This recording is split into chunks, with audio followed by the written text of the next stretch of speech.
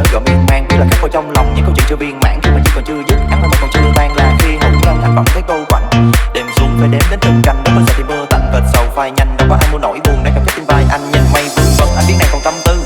Phải chăng gửi kèm là tâm tư xa xôi vạn dặm, chỉ cần nghĩ về nhau đâu quan trọng là quá khứ hiện tại hay về sau. Ánh trăng trên hồ hồng hạc phía trời xa, mãi mãi không bao giờ rời xa. Trong gió hay hạ trong một đáp mưa xa, để cho anh gió